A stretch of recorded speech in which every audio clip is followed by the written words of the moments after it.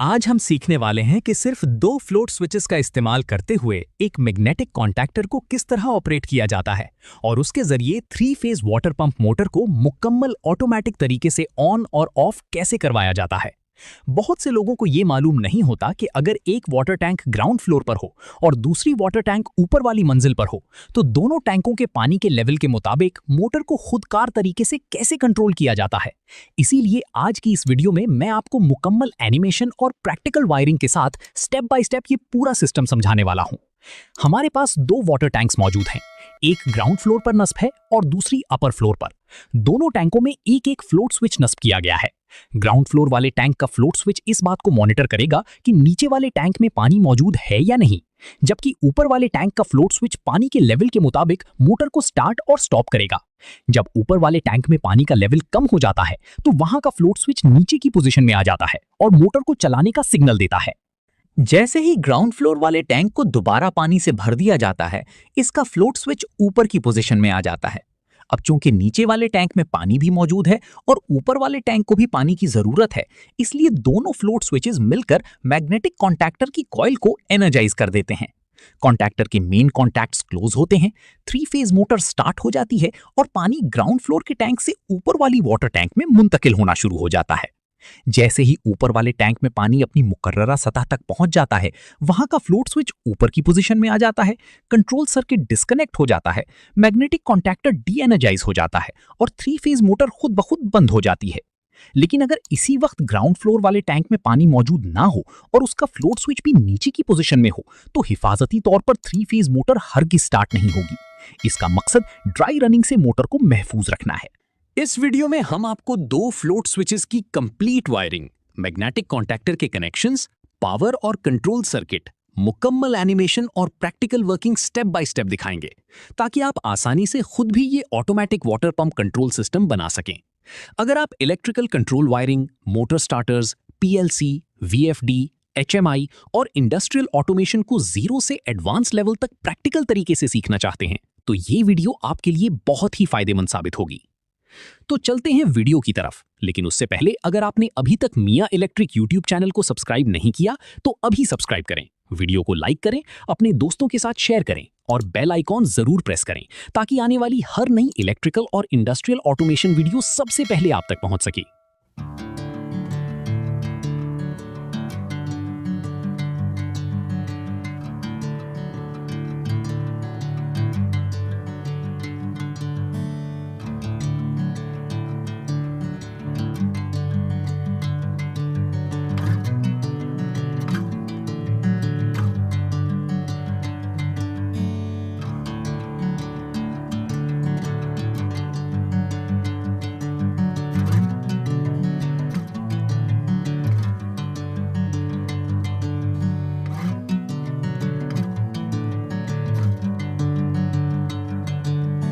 Bring me into golden sunlight. If I'm going with you, I know we'll get to the other side. Sinking in, I know this feels right. Catching a breeze, love moving through me like a wildfire, like a wildfire.